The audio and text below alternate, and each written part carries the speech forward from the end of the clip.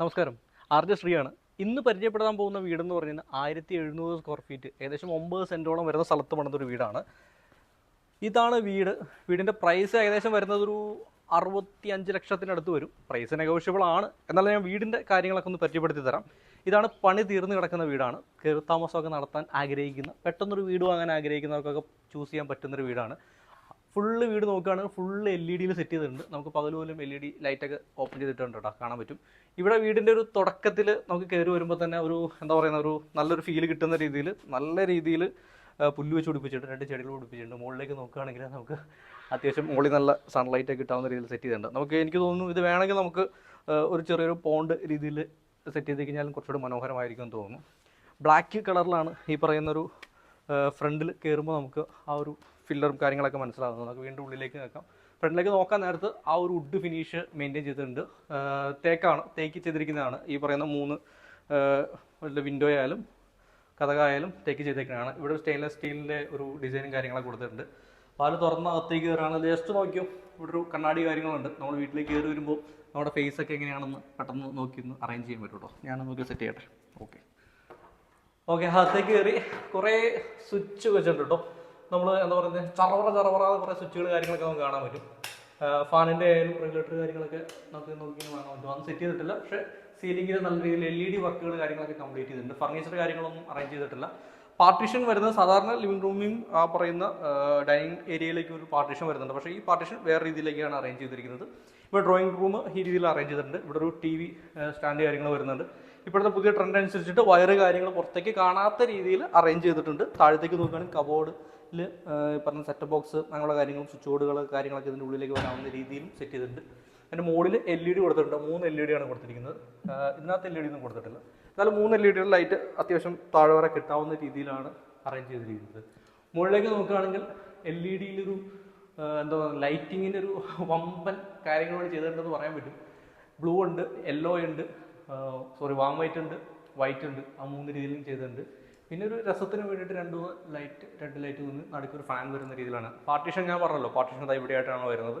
ഒരുപക്ഷെ ഹാളിൽ നിന്നും ഒരു ഡൈനിങ് ഏരിയ സെപ്പറേറ്റ് ആയിട്ട് തിരിച്ചിരിക്കുന്നതാണ് പാർട്ടീഷനിൽ ഉദ്ദേശിക്കുന്നത്.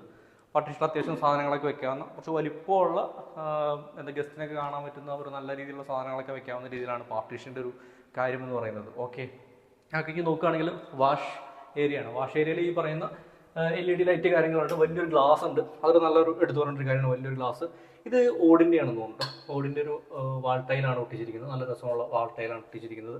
ഓക്കെ, നമുക്ക് നല്ല രീതിയിൽ നമ്മളെ വ്യൂ കിട്ടുന്ന ഒരു നല്ല രീതിയിലുള്ള വലിയൊരു ഗ്ലാസ് കാര്യങ്ങളാണ് വെച്ചിരിക്കുന്നത്. പിന്നെ ഒരു വീടിൻ്റെ എടുത്ത് പറയേണ്ട ഒരു കാര്യം എന്ന് പറഞ്ഞു കഴിഞ്ഞാൽ അടുക്കളയാണ്. അടുക്കള ഒരു വീടിന് എത്രത്തോളം പ്രധാനപ്പെട്ടതാണെന്ന് ഞാൻ പറയാണ്ട് നിങ്ങൾക്കറിയാലോ. അടുക്കളയിലേക്ക് ഒരു നല്ല രീതിയിൽ ഡോറുണ്ട്. ആ ഡോറിൽ ചെറിയ രീതിയിലുള്ള ഡിസൈനും കാര്യങ്ങളൊക്കെ ചെയ്തിരിക്കുന്ന ഡോറാണ്. ഇതും നല്ല തേക്കി തന്നെ തീർത്തിരിക്കുന്ന ഡോറാണ്.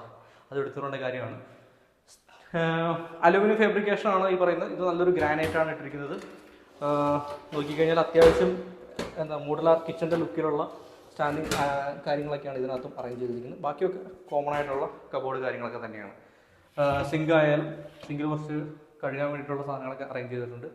ബാക്കിയെല്ലാം അലുമിനിയം ഫാബ്രിക്കേഷനാണ്. പക്ഷേ നല്ല ലുക്കുണ്ട്, കാണാൻ നല്ല ലുക്കുള്ള രീതിയിലാണ് അറേഞ്ച് ചെയ്തിരിക്കുന്നത്. ഇവിടെ നോക്കുകയാണെങ്കിൽ സെക്കൻഡറി അടുക്കള എന്ന് പറയാവുന്ന രീതിയിലൊരു അടുക്കളയും കൂടിയുണ്ട്.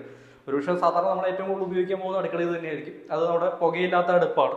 സാധാരണ നമ്മുടെ നാടൻ അടുപ്പ് അതൊരു വേറെ സ്റ്റീൽ രീതിയിലേക്ക് കവർ ചെയ്തിട്ട് സെറ്റ് ചെയ്തിരിക്കുകയാണ്. 3 അടുപ്പ് എന്നുള്ള രീതിയിലാണ് സെറ്റ് ചെയ്തിരിക്കുന്നത്.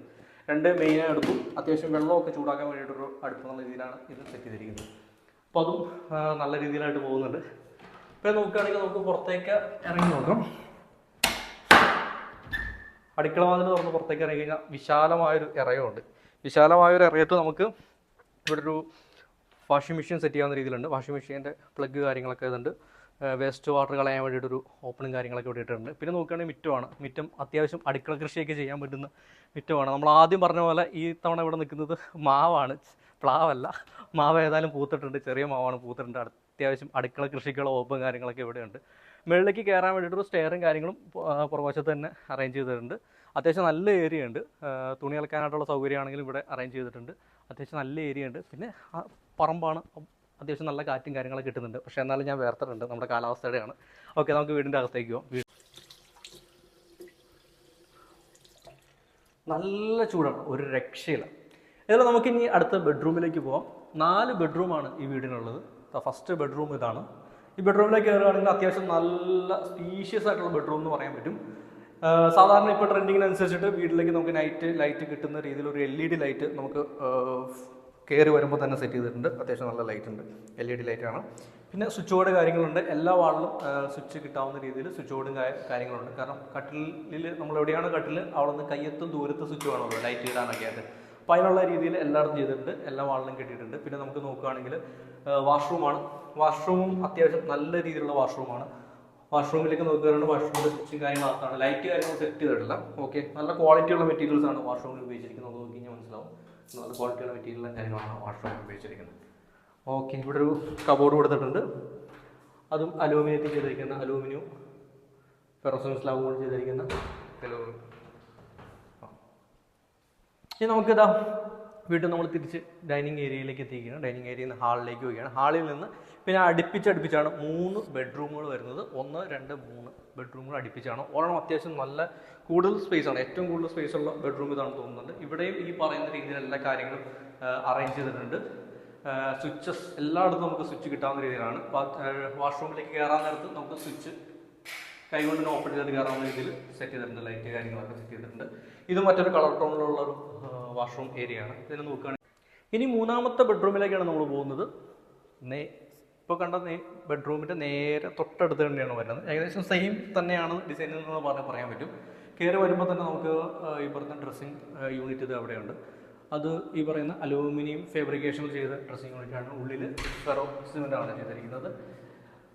നോക്കിക്കഴിഞ്ഞാൽ വാഷ്റൂം ഇവിടെ തന്നെയാണ്. വാഷ്റൂമും ഇത് പറയുന്ന ഒരു ഏകദേശം ഒരു സ്ക്വയർ ടൈപ്പിൽ വരുന്ന വാഷ്റൂം കാര്യങ്ങളാണ്. എല്ലാം ക്വാളിറ്റി ആയിട്ടുള്ള പ്രൊഡക്ട്സും കാര്യങ്ങളാണ് അതിനകത്ത് ഉപയോഗിച്ചിരിക്കുന്നത്.